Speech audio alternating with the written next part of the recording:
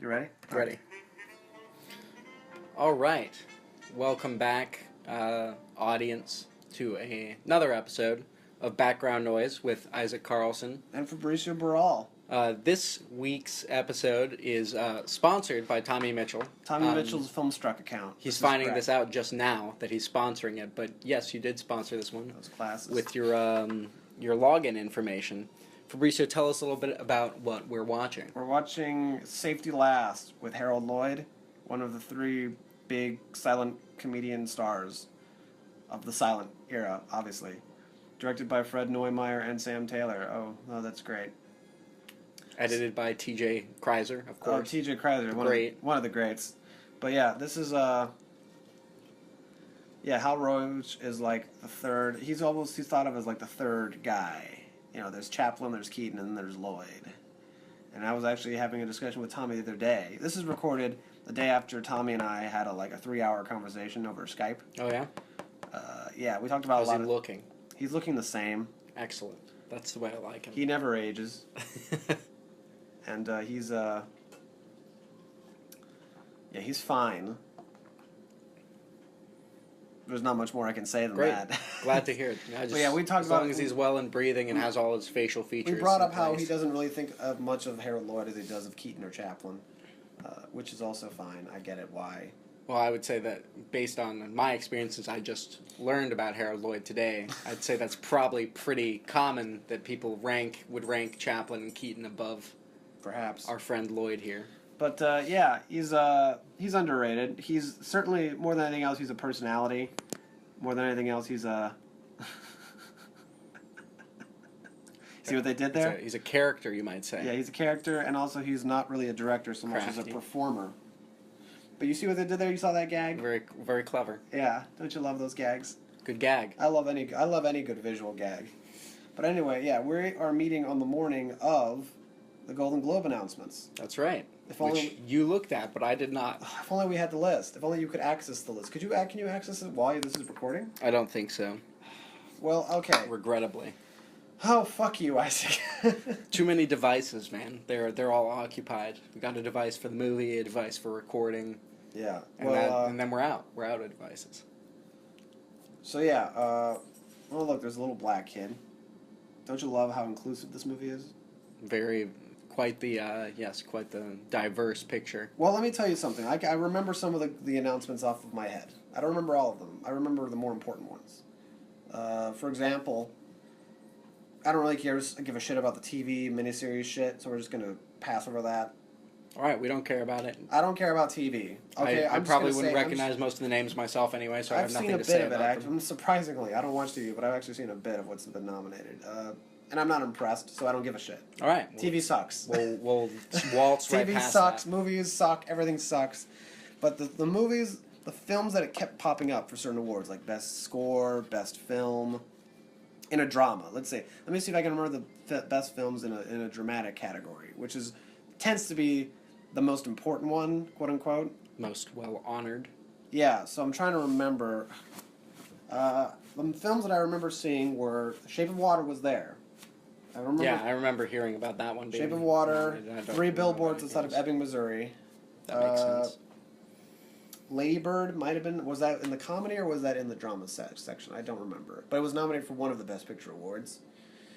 And one film that I guess it must have gone out already in Los Angeles, but is not out here, is The Post. Oh, yeah, okay. I remember thinking that was so fun. I thought, this movie's not even out yet, and it's already being nominated for awards. Yeah, I mean, that's pretty common. They'll do that, the limited release, just enough to qualify for awards, and then they'll do their wider release after. Yeah, but I found it so funny. Although most of the time, at least the music box will get it. The movie box. I think that movie comes out in a week or so. Alex here, I think the 22nd or something like that is the day it comes out. I think you're right. So, yeah, I can't wait to see that. The next Steven Spielberg film. And the reason why this film's getting a lot of hype is because the story is very timely. Yes. It's a movie about 2 newspaper people, Tom Hanks and Meryl Streep, who work at the Post, uncover Pentagon documents and try to release them to the public. Gee, I wonder what that feels like it's relative to. It's also a format that's proven itself effective during award season. Spotlight.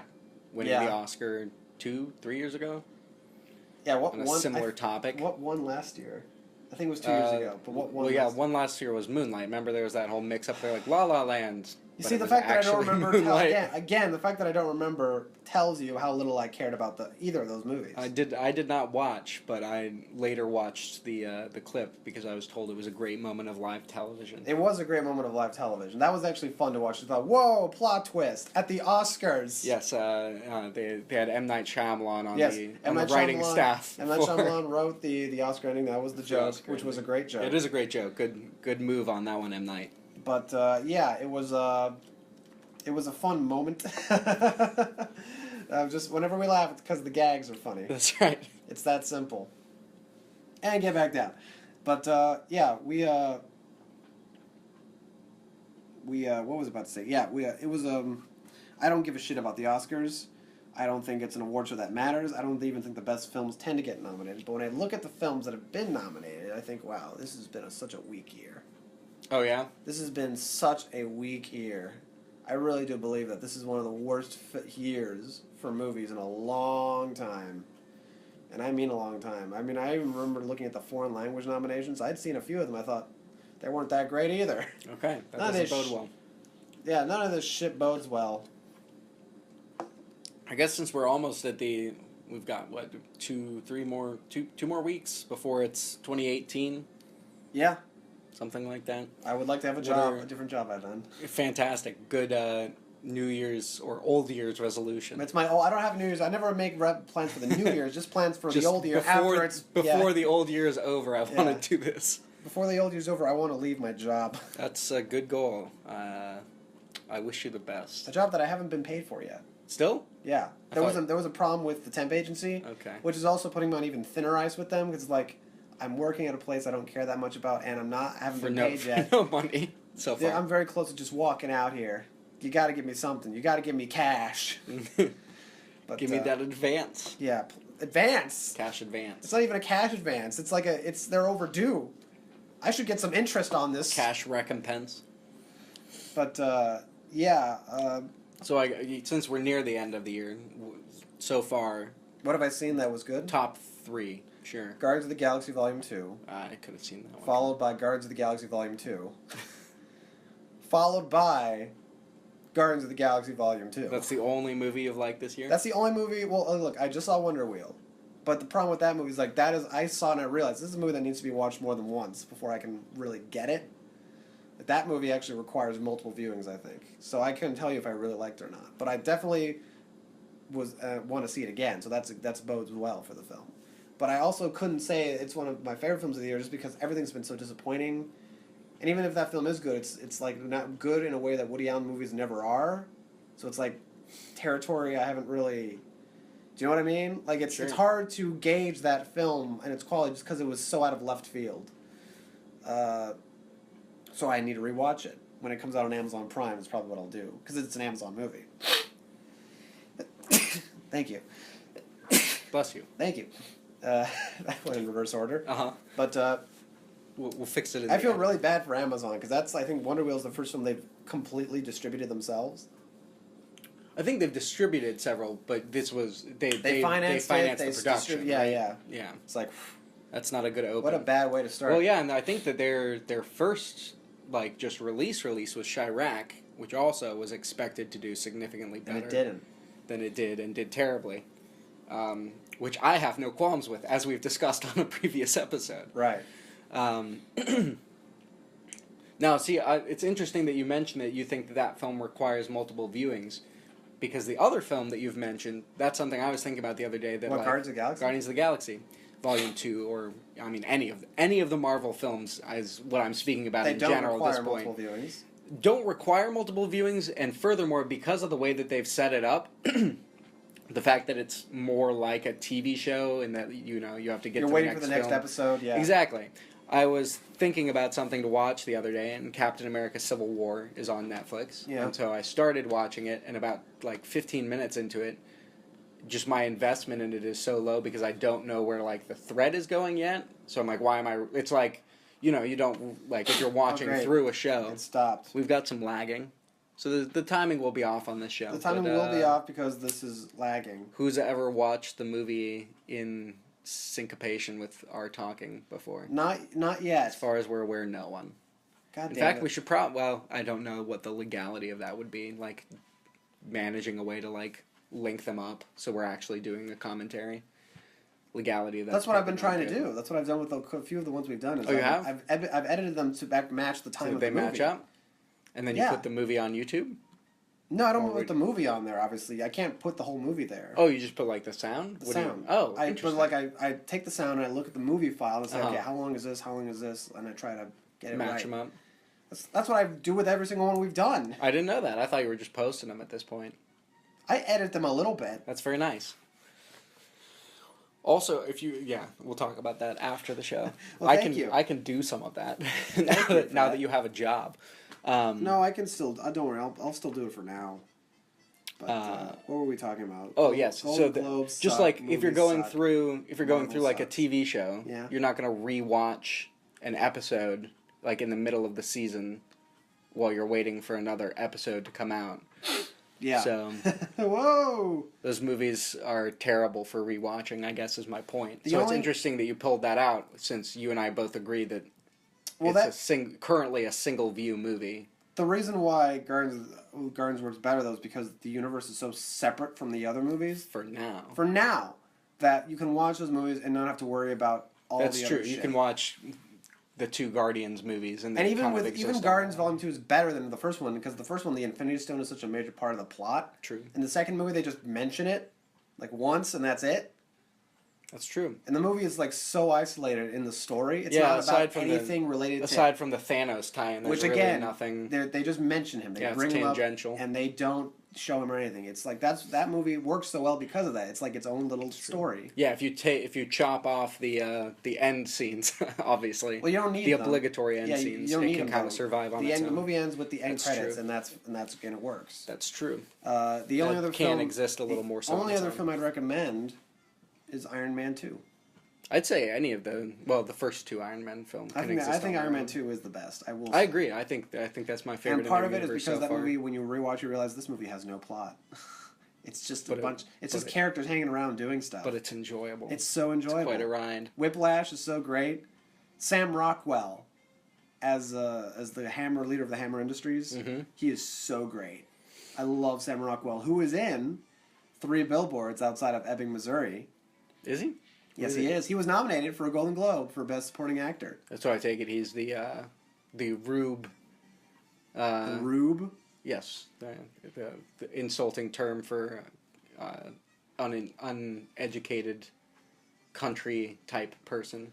Yeah, but he's look. You have to watch the movie. You really. I don't want to. Do you want me to talk about it? We'll talk about it. We don't have to spoil the plot, but Yeah, he that's. I guess you could say in a nutshell, his character is like he's a There's police obvious- officer. there- He's a police officer who very clearly is an asshole. yes, and very much a stereotype of his location until Sure. he hits a very interesting character turning point. Do you know this? I've seen that movie. Oh, you saw 3 Billboards? Oh, I thought. Oh, so that's why I didn't want to talk about it because you hadn't Oh, seen to it. me. Oh, Well, I no, thought no, no. you meant for Tommy. Oh no, For fuck that Tommy's shit. benefit. No, yeah. So the movie starts. I saw it with Nick, by the way. Mm. We both enjoyed it. The movie starts, and in the movie begins, and Sam Rockwell's like a total asshole. Yeah, but the I'm worst gonna say, kind of person. I thought, oh man, I'm such a bad person because I'm automatically, for some reason, I'm empathizing with the cops more. Okay. But it's because look, when you cast the cops as Woody Harrelson and Sam Rockwell, Yeah. it's very hard for me not to empathize because I love both of them. Like I love Woody Harrelson and Sam Rockwell, so I just organically like them more than Frances McDormand. I have a small theory about another connection that you have with those two. What? One of the song that he's listening to when he's driving down the back road. The night they drove Old Dixie down? No. Laredo, Cowboy in Laredo. Oh yeah, Cowboy Laredo, which is I immediately thought of you when they started wow, playing that's that. nice. That's sweet of I you. was like, oh yeah, Fabricio put me onto that song. Great song. but that version they're playing, it's not the It's not Johnny Cash. Yeah. Well, all those country songs have many versions, Yeah. but yeah, the Cowboy in Laredo. That's a good song. Yeah, That's a they good also song. play the night they drove the scene where he gets the shit kicked out of him. Right, They play the yeah. night they drove Old Dixie, Little Dixie down. I think the Joan Baez version. I think that's the one they play. But yeah, there's a point in that movie where Sam Rockwell's character. Well, spoiler alert for anyone who hasn't seen the movie. Woody Harrelson's character, he's like the chief of police, and Frances McDormand is like telling him, "Hey, You need to do better at your job finding the killer of my daughter. yeah." And so like this is why I love the movie. This is what I don't think I love the movie, but this is what I loved about it. Is that the movie starts and you're supposed to empathize automatically with Frances, and like Right. she's the good guy. She's the good guy because She's out for righteousness and justice. and the police officers aren't doing anything about it. So Yes. they're the bad guys, and they're clearly corrupt in some way. They're symbolic. But then of as injustice. the movie keeps going and going and going, it's like, oh, she's like kind of terrible, Yes. and the police officers are like human beings, Yes. and it's amazing how they do that. It is an interesting swap that they do. And at one point, so Woody Harrelson's character is dying of cancer, and then he decides to kill himself, Right. and he gives 3 letters out. 3 letters, 3 billboards, 3 letters. I don't know why I think that's important, but I think it is. No, I'm sure there's something to that. One to Francis, one to his wife, and one to Sam Rockwell's character. And the Sam Rockwell one I love because he tells him, you know, he says, I basically think deep down you're a decent guy, even though I know you don't think I think that about you, which is great.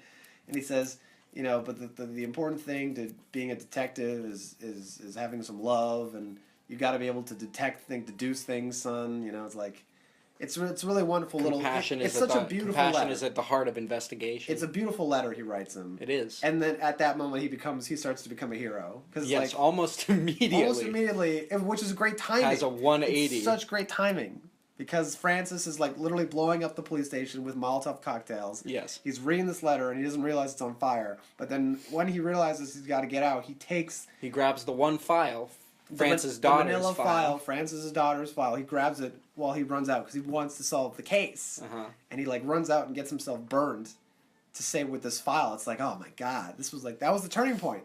That was the moment where he was above her morally. All of a sudden, it was like, wow, this movie did that. It was great. I love that. And so it's again a very sharp turn. But I didn't think it was sharp, maybe, but I thought it was like It did not organic. It did not feel insincere. it was organic. I thought it worked very well. I loved it. Man, Sam Rockwell, he got me emotional. I got emotional for Sam in that movie, let me tell you. I love Sam Rockwell. So yeah, for me, That's in the movie. I thought, okay, yes, good clarification.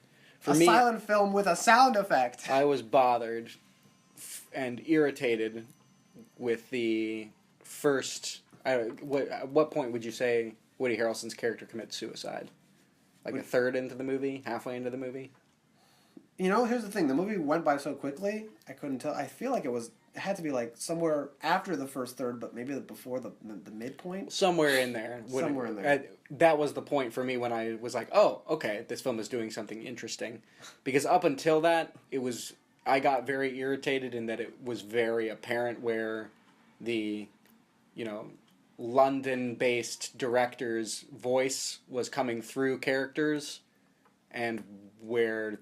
Oh, you thought he was supporting Francis too much? You felt like? Just beyond that, like the best example I can think of it is in the scene where there's Francis and there's the guy who sells the billboards. Yeah. And Francis comes across as like this intelligent, take no shit like Woman, yeah. woman, and he comes across as a rube. I'll use that word He again. doesn't really come off as a rube to me. He comes off as smart. He comes off clearly like he's definitely smarter than most people. But very dopey and very like he's got that line about like you want to put this up on a back road where nothing but retards, and Yeah. he comes across as very much like a dumb yokel in that scene to me. Yeah, not to You me. may disagree. Clearly, yeah. And then He seems like one of the smarter people. there's a few scenes later where he's talking to Sam Rockwell's character, and suddenly he's like this like educated. It sounds like the director's voice talking when he's talking about like places where like they're talking about other countries and what they do to other gay people in like other In Cuba. countries in Cuba, right? And he's like, "Oh, I thought that's what they called Missouri. Ha ha ha! I'm so clever." Montana. Montana. All right, you remember this scene better than I. I Obviously. remember this movie pretty well. But I just saw it. That's why. Yeah, I saw it a few weeks ago. But yeah, I felt it was very apparent to me when like the director would like just kind of like take over the body ghost effect into his character and be like, "I'm telling you, dumbasses, what's real about it, and then he would jump out and move into another character and do the same Yeah, I thing. didn't notice that. But once it hits the Woody Harrelson point and the characters kind of do, all of them have like their turn. Yeah. It became wildly interesting, and I think I started to lose it again right before the ending when they go on their revenge quest. I was starting to lose touch with it again, and then the very last little interaction makes it brilliant. Yeah, it does. It's a very We'll honest, decide on the way. it's a very honest depiction of like how people, I guess, deal with like the crushing weight of Here's the thing. I'm not gonna lie. flaccid justice. I'm not gonna lie. If they went out and they actually shot that guy, I would have enjoyed it. Yeah, but I think it would have been a little too, as weird as that sounds, a little too neat. Maybe. To me, it would have been too neat. Yeah. But then It's a again, little I'm messier a than- terrible person, it's and a little I messier relish than in that. other people's misery. So. But yeah, I overall enjoyed. I thought the film. that last little interaction between them was pretty brilliant. Yeah. Honestly, here's the thing. I was enjoying it so much that I could have watched it for another 30 minutes. That's why. That's a good sign. I could have watched more of those characters, and I would have been. But Great. that doesn't make it into your top several? That's a good question. I feel like. Here's the thing. There were movies I saw this year that were good, but none of them were great. I don't know if I'd call that movie great. That's the thing. There were moments where I was like so into it, like a movie should make you into it. Like, oh, I'm invested. I'm really getting into this. So who knows? Maybe I just need some distance. But everything feels so tainted this year. It's like having sour milk. You know, it's just like, ugh, I can't enjoy this anymore. Guardians was really the first and last thing I saw where I thought, oh, this is just genuinely lovely. All right. It really was. That's kind of sad. It really was a movie that I rose above itself. as you know, I You're was not the I was biggest fan. underwhelmed, but that's more a matter of Taste. whether or not I buy into the gimmick, which I don't. So Again, when you say What the can you gimmick, do? I've always been confused by what that even means. The movie doesn't have a gimmick. the movie does have a gimmick, and you and I have talked about it, and it's interesting because The movie has a tone that's unique. It's not a gimmick, though. I think Okay, people sure. are now misusing the term gimmick now. When did this start happening? People use the term gimmick as if a gimmick is when it's like you know what a gimmick is? A one-legged tap dancer. That's a Sure. gimmick, right? Because that's the thing you go to see. Is something. Here's The movie doesn't I have a would- gimmick. It just has a tone. I would argue that it is a gimmick to make a superhero movie that doesn't care about itself. What does that even mean, though? What do you mean it doesn't care about itself? You and I have talked about this before, and it's and very. we I talked think about it. I I think don't know if I ever understood you. you explained it to me as the reason you liked it, and I explained it to you as the reason that I hated Well, explain it And again. it's the way that opening scene in Guardians of the Galaxy Volume 2 is representative of the larger film. Yeah, it's the where rest there's of- this battle going on, and there's these, what a normal superhero, your typical superhero movie, those are the stakes. There's a battle, and there are these stakes for each of the characters, and there's this There are no goal that they're stakes, working though. It's just towards. like a random adventure they're going on. It's Sure. like, we don't know who But they're even, okay, fighting, but we don't care about those even in the people. opening scene of Indiana Jones, there are stakes that he's faced with when he's running away, Life trying and to death. escape. Yes, life and death, and whether or not he brings this back to the museum, whether or not that's right. Anyway, What? well, he's like, it belongs in a museum. You're Sure. like, maybe it belongs with the people who've treasured Oh, it for years. You shouldn't but think we won't about- get into that. You issue. shouldn't think that hard about Indiana Jones. All right, that's It's misusing. despite the point.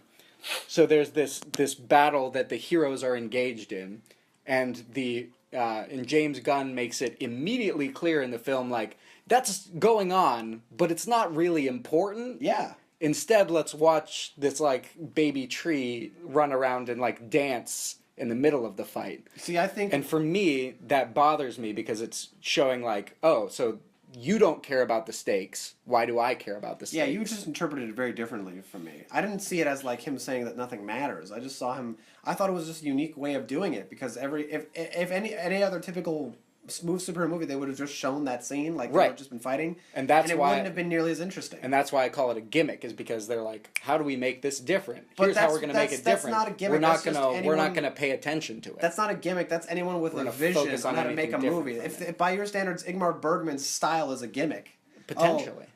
I don't. Yeah. No.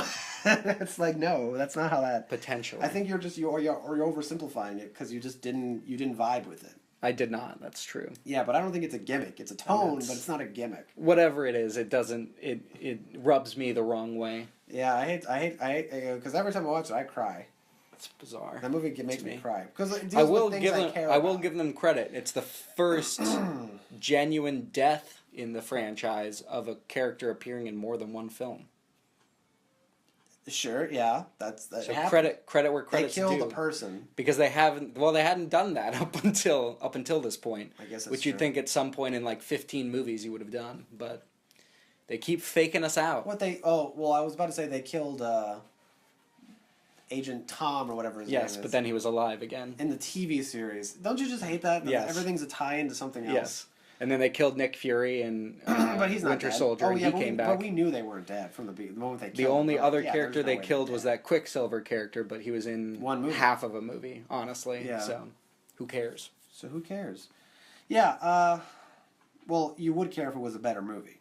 Yes, that's true. That's the thing. It So- wasn't a great movie, so that's why you didn't care. A little tip of the hat to James Gunn for finally killing someone. A little tip of James Gunn for making a movie that actually can be ranked among the greatest films of the last 10 years. And those are our differing opinions on Guardians of the Galaxy Volumes 1 and 2, really. Well, one is good, 2 is great. 2 is like a masterpiece. Okay. 1 is like decent in comparison. 1 suffers from what all the other Marvel movies suffer from, which is like a really predictable third act and a really like uninteresting villain, and but Kurt Russell is your villain. Okay, but he's not an interest. He's great. His motivations are the most basic villainous motivations of all time. His He's like, I motivation want to is- destroy everything. His motivation is Why? his motivation is that he's alone. He's the only one of his kind in the universe. Why do you want to destroy everything? He I explains gotta it so destroy. very well.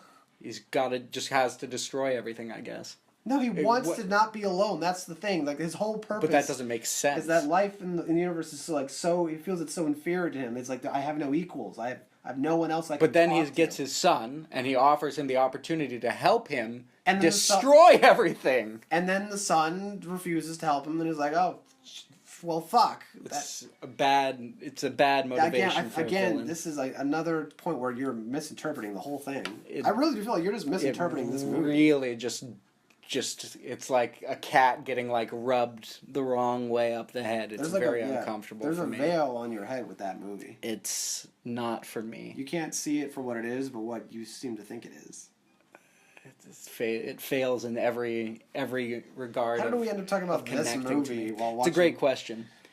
This is what we get for talking about movies. We end up discussing a film that is clearly a masterpiece that no one understands. And also Guardians of the Galaxy Volume 2.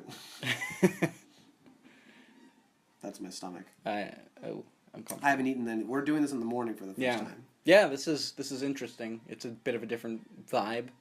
I feel like I'm a little more loquacious, which is good. Yeah, I I'm am the the opposite. evening. I feel like I'm a little less loquacious. I I'm a drag a night little more in person. the nighttime. I'm I used to be a night person. I miss it. Oh yeah, I still am. For me, it's a struggle to wake up in the morning. Yeah, I was still in bed when you texted me. I figured you might be. In fact, I'm surprised you responded. I figured you might still be sleeping since you start No. work at like 2 in the afternoon. No, I was not asleep, but I certainly was sleepy. Taking your slow morning start. Yeah, but yeah, well, now we got transitioned into something else. Well, I got a little thing just talking about silent film. It's really just a thing to pass along as a interesting tidbit of information that I didn't know. What? Apparently, Birth of a Nation was banned from screening in Chicago, which I find interesting. Yeah, because of Considering it's generally has a really terrible reputation in terms of race relations, and yet it was banned on grounds that it was a too divisively racist film. Yeah, it was here in Chicago specifically. Because in other states it was fine. Yeah, exactly. But I found that an interesting factoid. yeah, I get it. But at the same time, it's like, oh, Of you course, pussies. of course, it's tied into Of course, I'm also clearly a misogynist and a racist. So clearly, I'm siding with the movie. right Uh, vision above all else. yeah. Fabrizio's take. For vision above all else is all that matters. Vision is what it takes to steer a ship. All right. So that's kind of the most important thing. Everyone can argue all they want, just as long as they know who's boss. Of course, it was a symptom of essentially just political bargaining, but what isn't? But still, that's interesting to know that they. Yeah, it is interesting, isn't it? Speaking of Interesting. Political bargaining / corruption in Chicago government. God, what? This is very specific. It's switched gears again. We're recording this on the morning that the second CEO of Chicago Public Schools in the past 5 years has resigned. Oh, that happened? After being I didn't hear about this. Busted for serious corruption and cover-up. I didn't hear about this. I heard about the Golden Globes, not this. Not this, yeah. They and I live here. He must have made an enemy at the Sun-Times, like, big time, because for 5 days in a row, the front page has been a massive splash of Forrest Claypool's face, in some captured candid moment where he looks like a monster with just a headline just lambasting him. Wow. And it's clearly been effective because despite the mayor's best efforts to recoup his reputation, he has stepped down this morning as being replaced by the chief education officer, Janet Jackson. Who, I'm sure, is also a horrible person. She's at least more qualified. She at least has a background in education. When your name is Janet Jackson, you can't trust her. Is it Janice Jackson? Janice, I think. I think it is Janice Jackson. I think it's Janice. There's too many Jacks, like great Jacksons. I'm happy by the end of this term. Very good. Justin Timberlake, who's in Wonder Wheel. Yes, yes. Did we talk about Wonder Wheel already? We have not. Let's discuss. You talk about Wonder Wheel. Okay, so Wonder Wheel is the latest Woody Allen movie that is so bizarrely unique to everything else he's ever made. And also, I said this to Tommy. We are clearly in a period where he is like at his most nihilistic.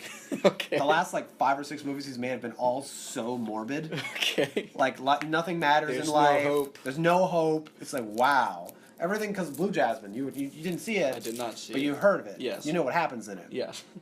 That's pretty nihilistic how it ends.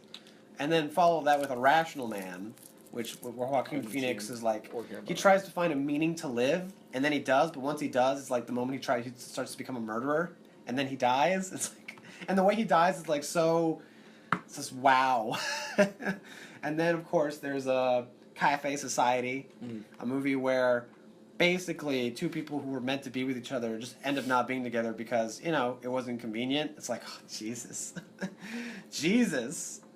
This is so depressing. Woody Allen has a bleak vision of the world. He always had a bleak vision, but this is the first time where it seems like he's really acting on it. Like making movies about how life is just this awful string of events.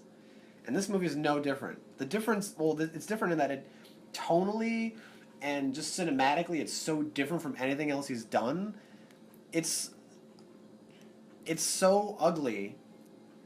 Like, it's such an ugly movie because of the characters, but then it's so gorgeous visually. Oh, that is quite the oxymoron. Well, no, that's not the right word. It's just like paradox. It's a movie that if you watch it, you'll never get comfortable.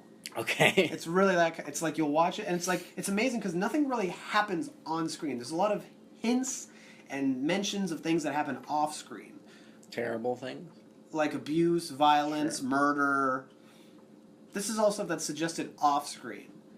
But even still, watching it's like, oh God. Watching it like being mentioned. Yeah, it's just there's something weird about it. It's like if you really successfully made a film, I think he was intending to do, that really makes you feel just awful. All right. I think I hope he's got to make a comedy soon. I'm saying this. I swear to God, he's got just like as a checks and balances system. Checks and balances, and please make a comedy. Let the next one be a comedy for Christ's sake, because this is like I love you, and I'll keep watching every movie you make. But Jesus, I need it's very some crushing. Hope. I need a little hope, Woody. A glimmer at the end of the tunnel. I know that you don't believe in hope. I know you believe there is no hope whatsoever in the universe. But please, give me indulge me. Do it for me. Indulge your audience. Yes. Make a fucking comedy. It's interesting to see, because he's already working on his next film. Is he? He already is. He's got Selena Gomez and some other bitch. Some other bitch. Great. You know me. I'm a misogynist, so. Not really. I mean, well, we can talk about how the cow is how the food is made. But anyway, that's a whole different story. But basically, I play the role of the misogynist on this show. And you play the role of a sensible man. Yeah, I'm the straight man. You're the straight man to my just terrible extremely polarizing artist. I like that division of labor. Yeah. Very much. That's good That for me. division of labor. Basically, works out well for me. I'm Bing Crosby and you're Bob Hope. That works great for me as well. Yeah. You're the patsy, and I'm the guy who sets you up. Excellent. Yeah. You're a little bit feminine, just a little bit though. I'll take it. And I'm a seedy type. Yes. A character of ill repute. Have you ever seen any of those you Bob might Hope, say. Bing Crosby films? No. Road to Morocco, Road to Singapore, Road to Zanzibar. No. You know Family Guy though. Yes. And you know those episodes where Brian and Stewie. Yes, right. You It's told me based off of based that. on that. They're really funny movies. I don't doubt it. They're very Sounds funny. like a good pairing. Oh, they're really great. We're on the road to Morocco. You know, Very good. this taxi is killer on the spine because they're riding a camel. Aha. Yeah, it's really great. It's like they're fun movies. To be fair though, Woody riding Allen a camel loves seems Bob like it would Hope. be very good. Paused repeatedly. Maybe, but yeah, Woody Allen loves Bob Hope. It's like one of his big inspirations, and Bob Hope's a funny guy. And Bing Crosby's very good too. Bing Crosby, who's in a lot of movies. Most relevant to our current time of year, perhaps, being White Christmas. I was actually going to say The Bells of St. Mary, but okay. I think White Christmas probably would resonate more, but I like Well, your The Bells approach. of St. Mary is considered a Christmas movie because it takes place. Well, Sure. it ends in Christmas. That's but why. it is no White Christmas It's in a much comparison. better movie. Have you seen The Bells of St. I Mary? have not seen The The Bells of St. Mary is a sequel to Going My Way. Yeah? Another Bing Crosby movie. I have not where he seen plays that a one, pri- but he I do plays a know that priest. one. Okay. And in the sequel, he also plays a priest. The same priest. It's a sequel. I would presume it's the same character. But in the sequel, Ingrid Bergman's there, and she's a nun, and they kind of have like there's a romance that develops between them, which is like, oh, she's a nun, he's a priest. How could that work? Interesting. They're really lovely movies. I recommend watching them. Speaking of priests, this made me remember something. I just want to... You're really covering a lot of ground. Yes. I want to, vindicate myself a little bit on this show. Vindicate away. Because you and I did an episode previously on The Exorcist, Yeah. during which I commented on how silly of a name Pazuzu is. Despite... I actually looked it up, and I have a little bit of chagrin because Pazuzu is an actual historical god. Yeah, it demon, is. Demon You didn't god. know that? I did not know that. Oh, I was assumed aware of it was that. a name that they'd made up. No, I was aware of that. Nonetheless, I do stand by the fact that it's a silly name. Not as silly as Bagul, but it's silly. Oh yeah, And I'm Bagul's funny. vindicated because I've been catching up on season 29 of The Simpsons. What did they do? For those of you, What did they do? For those of you who haven't watched in the 15 years, which is probably most people, it started to get better than before in season 28. Season 29, they've reverted back to sub-narrative storytelling. This is a charming movie. Anyway, in I'm listening the to most, yeah, I hear you.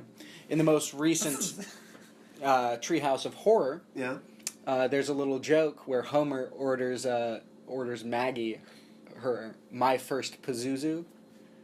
So clearly, Matt Groening and I have similar sense Well, of Matt humor Groening hasn't on really how been involved in the dumb. show.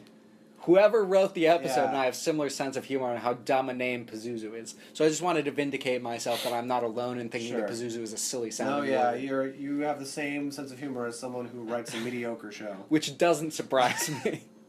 Because I still am amused by The Simpsons, even the bad ones. There's a joke or two in there that I can chuckle to. This is a charming movie. So if you don't get the plot, I've not been paying close enough the attention. plot is basically that he's trying to. Well, he goes to the big city to try Yes. and make money for his girl, but he basically is lying to her that he's like the manager, like a big shot manager at Okay. the store. But he's not. He's up to some hijinks, clearly. He's not, and so he's trying to like fool her into thinking he's like real So this is important. his girl? That's his girl. Mm. He's trying to impress her. He's failing. Well, he's succeeding so far, but that's the humor of the movie. Is like he is trying to pretend he's like a manager, and she thinks he is, but he's not. Very clever title.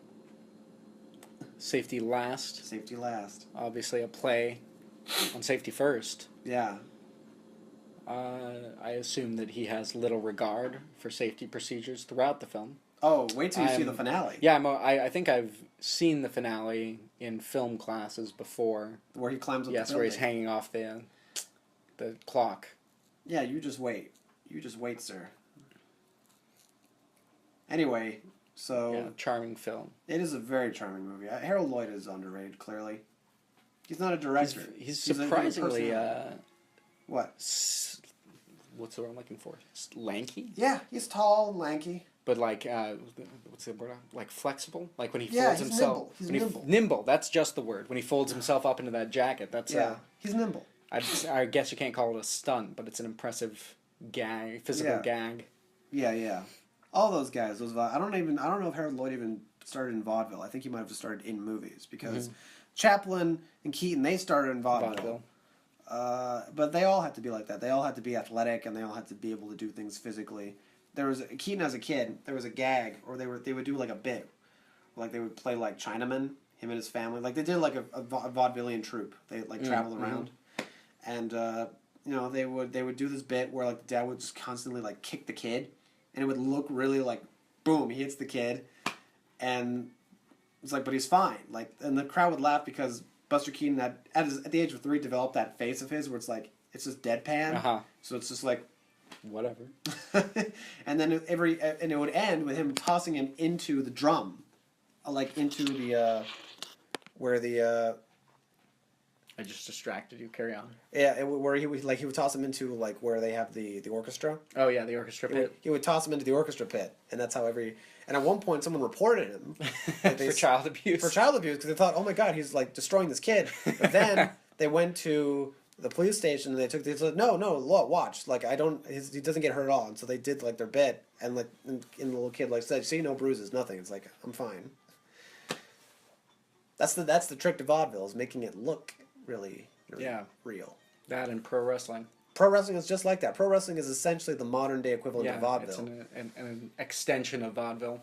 And pro wrestling is great. Pro wrestling is wonderful. Pro wrestling is a big part of my life. Yeah. Pro wrestling is a dream of mine. Pro wrestling is the last great art form. It's quite the spectacle. Once pro wrestling, there are very few spectacles left like it, which is a shame. Not only can I not avert my eyes at it, I don't want to. No, who would? Who would? Yeah, pro wrestling. I obviously don't have the connection with it that you do, but I enjoy it very, very, very much. Let me tell you, I've introduced you to some good pro wrestling. You have. Well, have you watched any pro wrestling lately?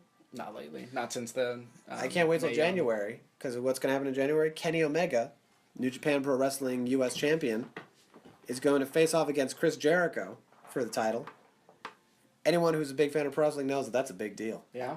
Yeah. Is that an exciting matchup? That's going to be great. Chris Jericho, who never hasn't worked in New Japan in like 20 years.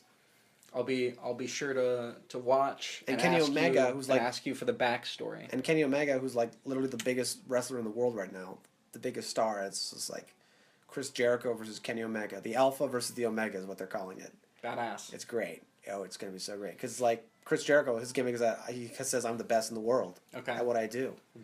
Bravado. Yeah, and so like Kenny Omega is like the big star, and he's like the big shot right now. So it's like Chris Jericho's like, I want to challenge you for your title. So who's really the best? The Alpha versus the Omega. It's great. That's badass. That's badass. I can't wait. I can't wait. It doesn't even have to be a great match. It just needs to be good. It'll be awesome. The crowd is gonna love it. It's gonna be like Chris Jericho. Do you know the announcers? I know that's something that makes a difference to you. It's different. Well, the announcers are different. There's Japanese announcers whose names I don't know. Sure. I mean, I know, but I don't. And then there's English announcers. I think I don't know. I'll tell you next time. I'll be able to tell you next time we do this. Sounds good. But we'll get an update. I don't watch it enough to know the announcers by their names. Like I know the announcers for Lucha Underground, Matt Stryker and Vampiro. There. Great. I know the announcers for most pro wrestling. Are these announcers that you like? Yeah, they're good. They're good. Who's your favorite matchup again? Oh, my favorite booth. Yeah. The best one my favorite was two guys. Most people would say that the best was Bobby the Brain Heenan and Gorilla Monsoon. Mine is Gorilla Monsoon and Jesse the Body Ventura. I think it's because Jesse is just so great. But yeah, there's that, and there's also Jim Ross and Jerry the King Lawler. That's who I remember you talking about. Yeah, that's also considered one of the best Jerry ones. Lawler. Yeah, those two are great. This is quite the slobber knocker. Ah, look at him go, JR. They're killing themselves. I love it. I love it.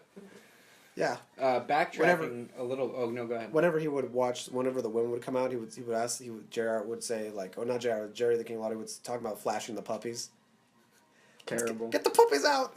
And you being the misogynist. Being the misogynist that I am. personality. Well, he was supposed to be the heel commentator, so he was Okay. supposed to be the Right. bad guy. That was his thing. And Jim Ross would go like, "Oh, just stop it, would you?"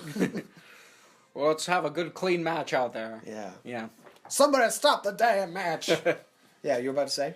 Backtracking a little bit to a segment that we're trying to do. Yeah. A great idea that we'll never follow through on. I live.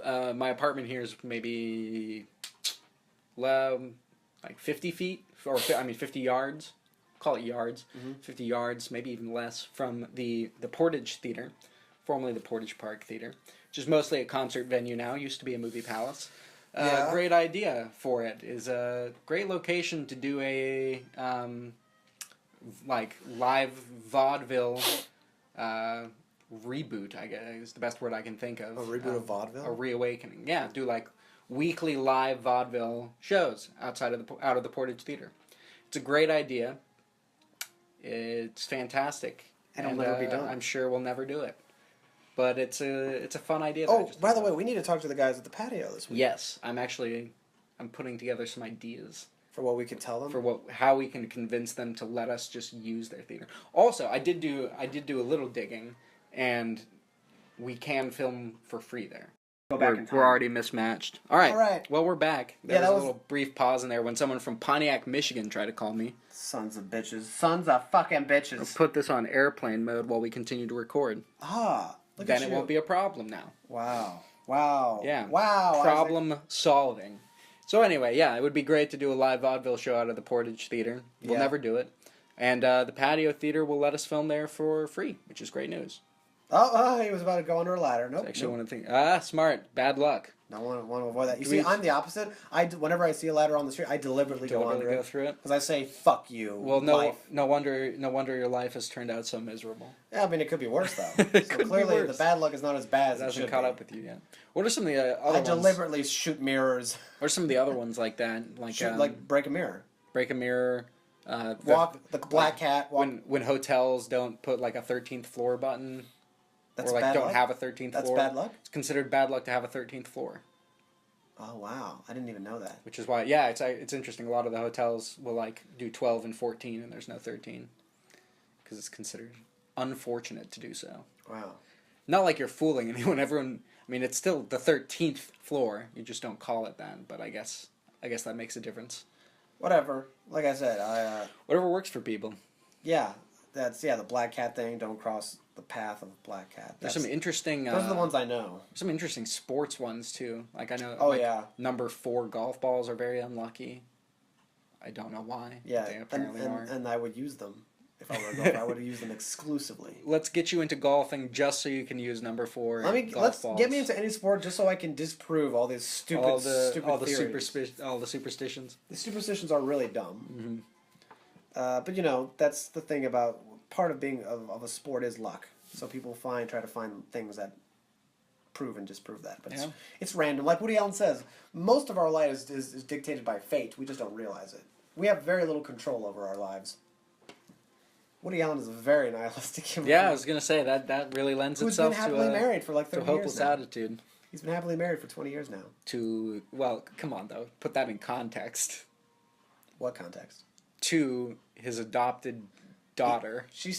That's not his daughter though, because she was from a previous marriage. So we could say Sure. stepdaughter, but even then, that's not But legally he true. legally adopted her. No, he didn't. Oh, he didn't? No, she was an adoption from Mia Farrow's previous marriage. Oh, I didn't know that. Yeah, that's why her last name is Sunyi Previn. Previn was the name of Mia Farrow's previous husband. Still, you're if you're trying to paint that in like a term of like. Well, I'm just giving you the facts. What a family values guy. What a Apparently all they're- American Again, man. when they are very happy. There together. are some. Their kids are fine. You know, like there's no problems there. There are some. That's Some another- shadier sides to it. There's another. That's also another reason why it's so easy to defend him because it's like he's consistent.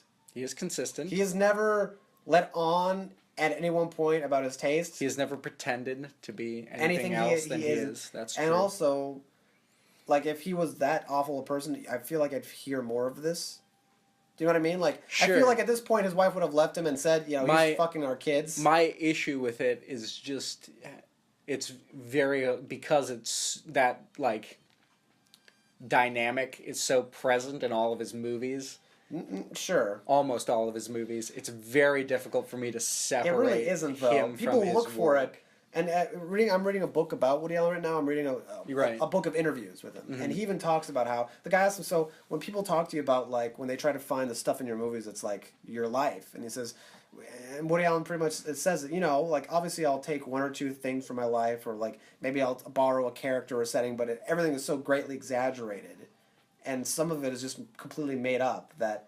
It's bizarre when people say, "Oh yeah, that thing in that movie is," because it isn't. Of course, I'm not saying that it is. I'm just saying that dynamic is present in every single of his films that I've seen. I'm sure in most of his movies. Okay, name the ones you've seen, and I'll tell you. Not many. To be Okay, fair. so tell me. Off the top of my head, Annie Hall, obviously. How's the dynamic there? The younger woman seduced into the relationship with the older man. Oh, because okay, here's the thing. Well, in that movie, they don't ever bring up the age, but it's like they seem like the same age. Okay. They never make a point of bringing up age. Same thing. Even like it's a small aside, but like in Midnight in Paris, she's having an affair she's cheating on her husband. Yeah. With an older kind of slimy guy. He's not older though. He's around their age too. No, she's significantly young. He has gray hair. In Midnight in Paris, that dude's like in his 40s. Guy has gray hair, that dude's in and his she's 40s. like a younger woman. She's in her 30s. That's not really that old. That's not much of a difference there. Sure. Again, I've noticed this is like with Guardians of the Galaxy, where you're finding the thing you want to believe. The infidelity. Well, infidelity is the thing in most like movies about relationships. Is a line through his work. Movies about relationships that tend to relates have too someone closely cheating on to his someone own else. work for my taste. That's unfair too, because you can't. If you're gonna have a movie about relationships, people are gonna cheat on each other. I don't think that's a fair categorization. It's not. Maybe it's not fair, but it's true. That's like you don't need to be Woody Allen to make movies like that. Well, I'm not saying you have to be Woody Allen. I'm just saying that Woody Allen does it in almost everything, and that's because not his movies true. are about relationships. Yeah, but they're about his kind of relationships, which involve infidelity. About relationships, and they're about plenty of movies about relationships. They're not about his relationships. That aren't about infidelity. He didn't cheat on his first wife with his second wife. He didn't cheat on. It's like that's not his life. He's not. It's not like he's this like. I'm not claiming that he is. He's just not like a Don Juan. Woody Allen's not a Don Juan. I'm not claiming that he's a serial monogamist or serial extramarital. He's obsessed with aficionado. A man who is obsessed with the finer qualities in life. Sure. One of them being women. He seems very much content with a single wife. Sure. 20 years is good. I'm not going to argue that. Yeah. 20 years is an impressive amount of time. 20 years is long. To last in a relationship, particularly when you're both in the public eye and somewhat derided in the public eye. Oh, yeah. People... I feel sorry for her, Soon Yi, because, no one likes her. That's true. She's like the Yoko of that life. But she hasn't done anything. Which is a word in the dictionary, apparently. Yoko? Yeah. To break up a band? Which is well, not band specifically. To ruin a friendship. It's ruin a close... verb. Yes. To ruin a tight-knit friendship and or creative collaboration. Wow, that's unfair. But wow, you're in the dictionary. Congratulations. Oh yeah, also. That's great. I'll be remembered as the woman who broke up the Beatles. Yeah. Even though I didn't. But she's still making music. She's making things. She's still that's a successful for sure. musician. Oh, there we go. Oh, hey. There's a good tumble. He's gonna climb up that fucking building. So yeah, I've seen someone else has been consistently climbing up the outside of this building. Is that him? Is he the other? Is he both the person who's been climbing the building on other occasions? Yeah, he's been climbing it, but not all the way. For what reason is he climbing this building? This is a media stunt. He's doing this as a stunt to impress his girlfriend. I see. He's getting something out of it. I forget what it is, but basically, yeah, he's basically everything he does is just to impress his girl, because he's just trying to be a big shot. No, there's no greater motivation than just trying to impress a woman. Absolutely. As Woody Allen has proven. There's nothing more honest than that. Why did you do this? I was hoping to get laid. Is the most sincere answer one can give. Why did you become an actor? I was hoping to get laid. Exactly.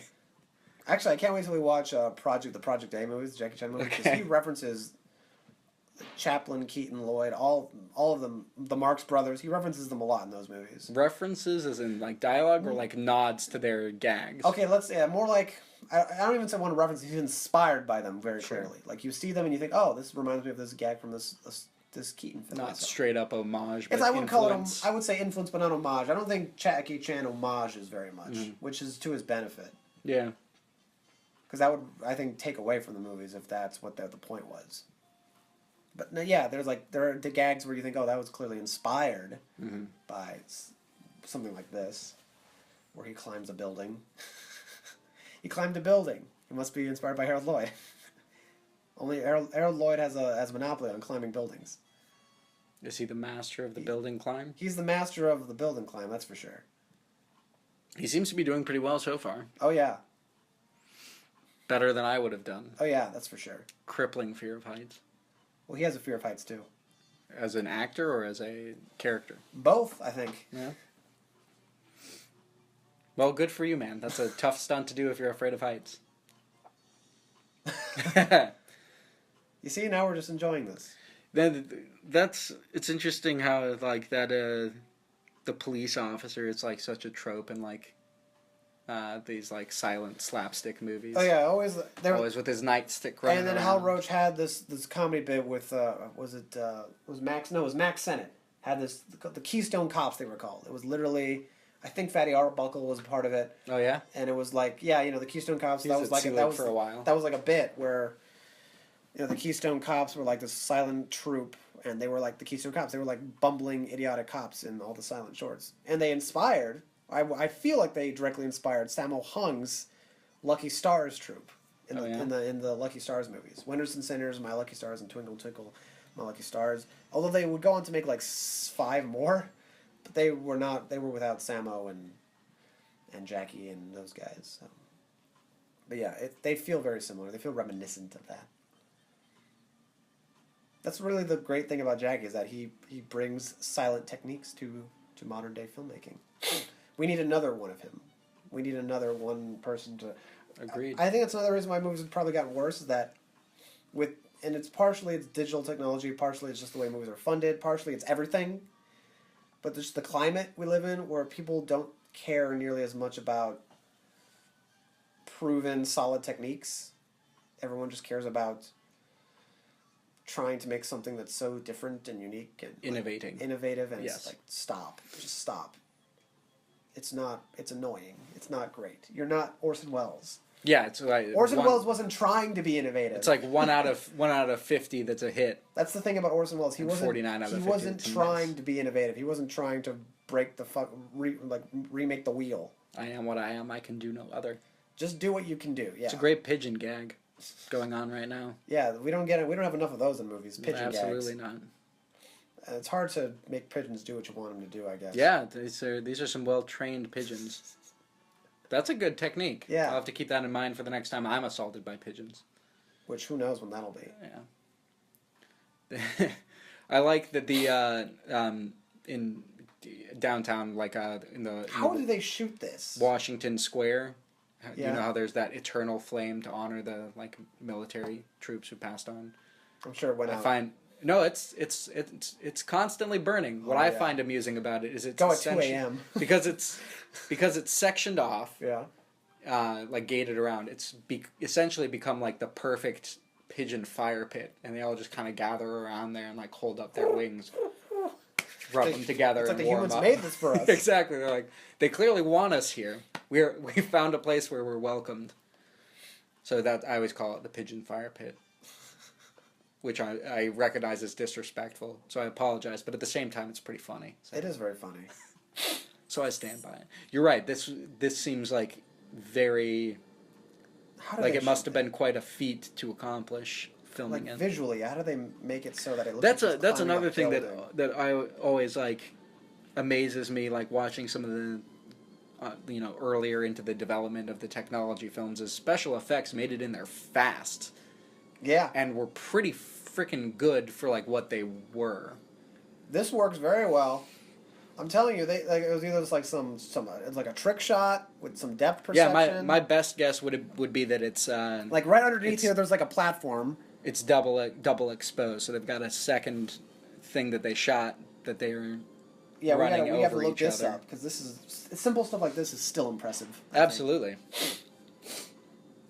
And like looking at things that like I take so much for granted, like green screening and blue screening, where it's like you select the blue and it takes out all the blue, and then like reading about like ILM developing like the blue screen for the models, and they're like, so we would print this, and then we'd have to print this channel alone, and then we'd top that on top of this channel, play them together, and film that, and then we'd add in the effect, and then we'd play that over it, and then we'd have to subtract the green channel. Yeah. It's like a 3-day process. Yeah, Jurassic Park only gets more impressive with time. Absolutely. That movie is amazing.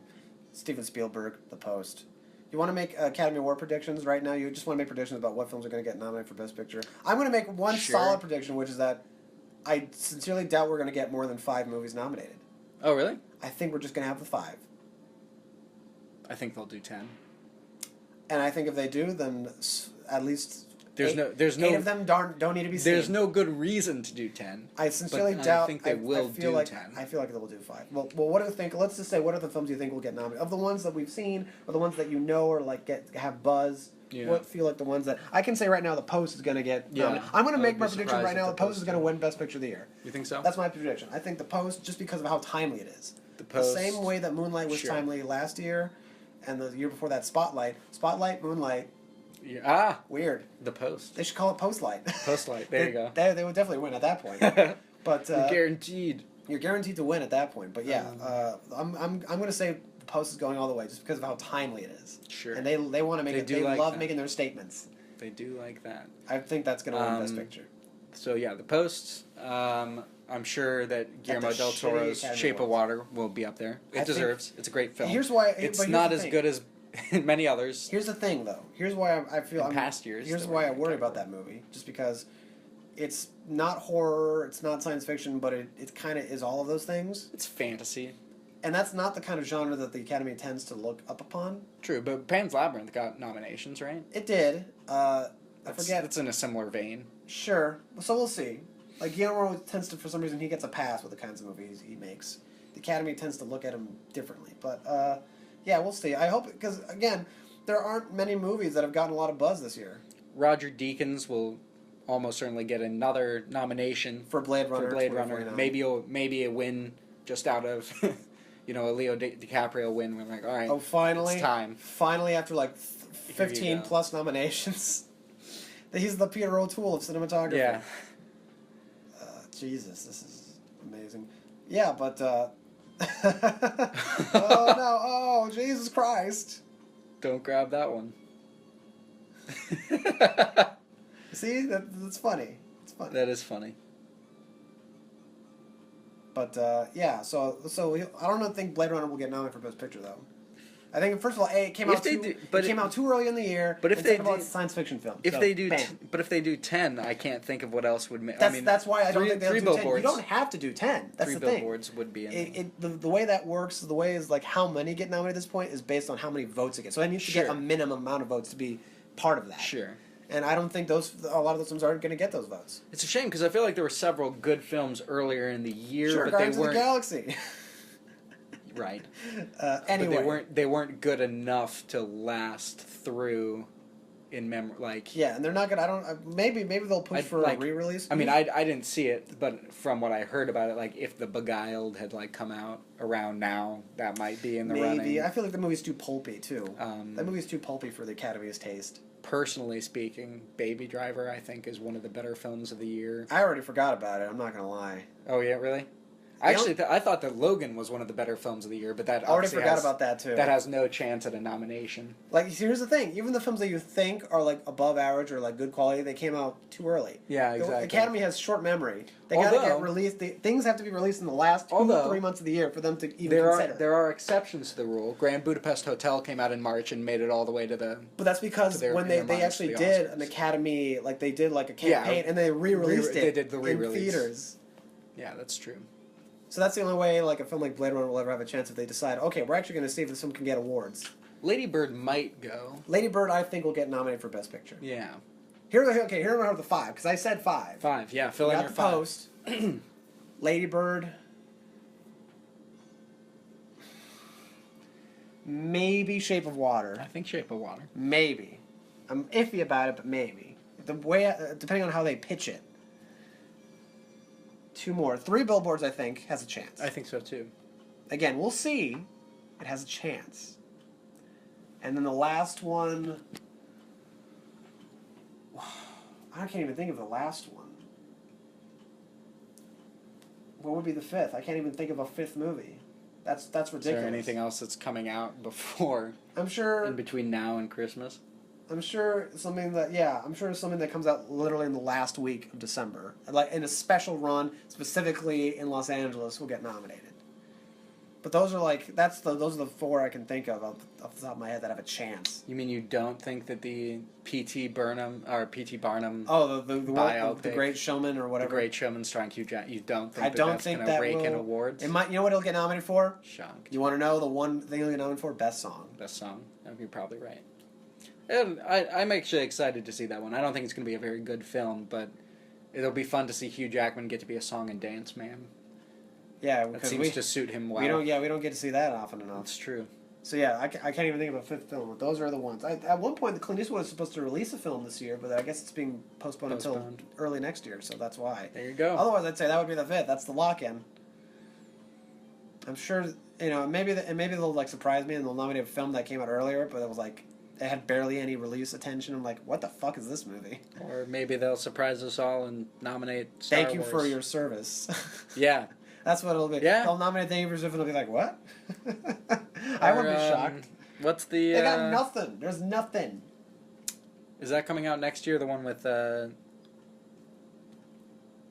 Last Flag Flying? Is that what it's called? The one with Steve Carell? Oh, yeah, I saw Is that. that next year? It might be. Or it might be. Again, the fact that we're seeing advertising for it means there might be. They might try to push it. Yeah, they may push it into award season. Yeah, like I said. That's a potentiality. I mean, obviously we haven't seen the film, so we don't know, but there's potential there. There is potential there. This movie's almost over. That's nice. We're in the last. Do you want to go get lunch after this or something? Yeah, sounds good. If we can, again, I have some We have time. time. I have to be there at 2. Well, yeah, and I'll drive you as well. Oh, that's very nice of you. Which will save you some time. That's very nice of you. That's my pleasure. Well, that's It's great actually that it's really easy when it's in the afternoon because yeah. I don't have to wake up earlier. If you could do me a favor and send these recordings to me. Yes. I love how we're talking about this while we're recording it. But Yes. if you could send this to me today, that'd be great. Let's- I still have to I'll release do the it other soon. one. Yes, you So, got the transfer. I have That's it though, good. so I'll just do them both today. Perfect. We'll have. It's a double edition. Well, we missed last week technically. did. So technically, this is us making up for This it. is two this is in the one double day. edition. Yeah. That's good. Yeah, as long as we hit our quota. As long as we hit our quota, because that's what the show's all about, Yes. of course. Hitting a quota. It's about hitting our quota. We're like That's why we got into this just into so this we game. Could, yeah, the podcast game that we were so podcast game. terribly failing at. Uh, Don't you love that? I love Hey. that. Step 1 is consistency. I guess and it's we've got that almost down. Oh no! He's got a clock. He's tearing it apart. They really came up with some interesting gags for this one. They went all out for the building scene. The scene has been going on for like 10 minutes. It really has, yeah. It's great though. Clearly, the rest of the film is just an elaborate setup for this this set piece. It really is. They're like, man, And that's definitely double exposed because it's the same. The height on that second shot isn't changing no matter how high he goes. I feel like it has though. Mm-mm. It's a good It's illusion. the same angle. I don't know about that. Well, I you're feel right. like They're tilting at the same time. We'll look up how they did Yeah, this. we'll have to dig clearly into he that didn't one. actually climb a fucking building, No. but he did do some climbing and they did do some filming outside. Here's a fun one. What? Some of your favorite silent era films.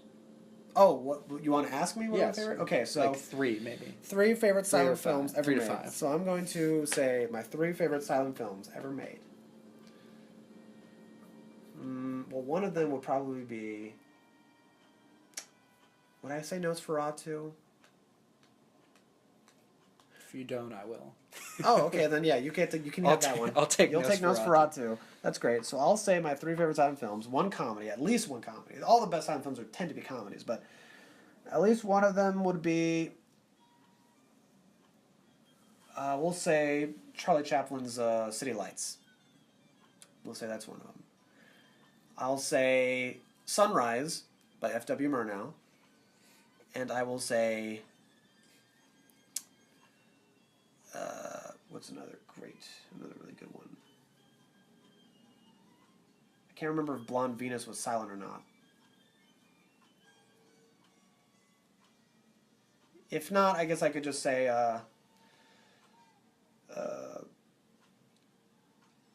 King Vidor's The Crowd. All right. That's three. Three of That's the best. three. Now, here's the thing. There actually are a lot of great silent films. Yeah, I was surprised that you struggled at the end there. There are a lot of great silent films. So... yeah, but...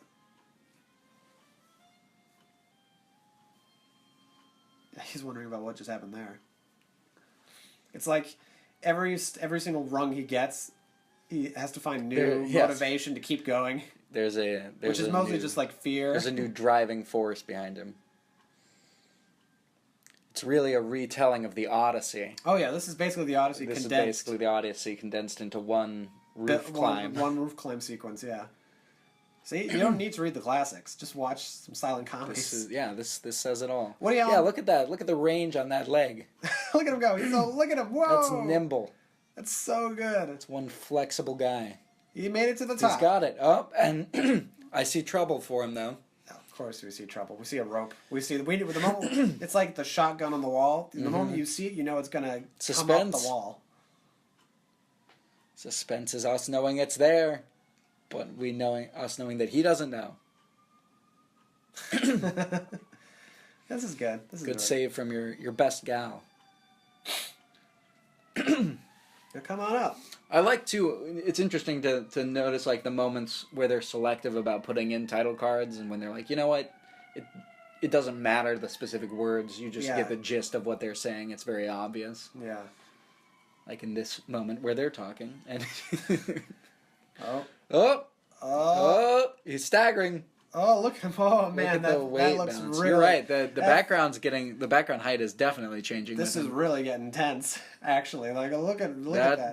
That's a high stakes situation. Those stakes are real. This is just like when we watched Heart of a Dragon. Yes. Oh my lord! He's about. And there's the rope. He got the rope. Here we go.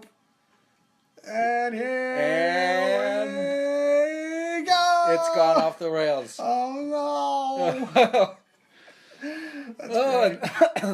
Added stakes in this freaky swinging thing. Ooh, that's nice. Tap tap. And their big kiss moment. Oh, what a classic moment. She seems very impressed. Seems like his plan worked out all right. And then we're gonna have a Homer Simpson moment where he falls right back off the cliff. Oh! Yeah, alright. You're safe now, Harold. Yes. Just as long as you get that rope off your foot, that is.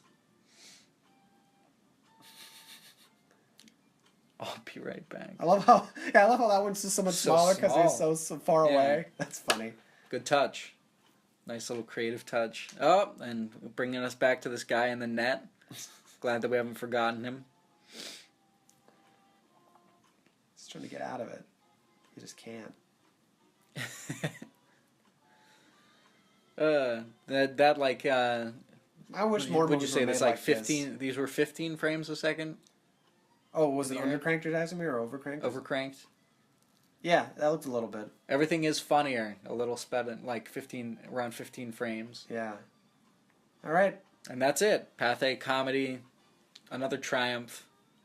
Yeah. Well, I guess I don't think there are any end credits on this since they always do it up front. No, yeah, but there's like 20 seconds left, or 30 seconds 20 seconds of music? All right, well, we'll talk for those 30 seconds. Well, I guess we should just give our outro. Off. Yeah. So, this has been fun. Yeah. Can't wait to do it again. The short version, since it's in the morning, of Background Noise with Isaac Carlson. And Fabricio Barral. And if you listen again, if you make the decision to listen to us once more, you'll have the opportunity to next week when we do something else that's not this. Goodbye.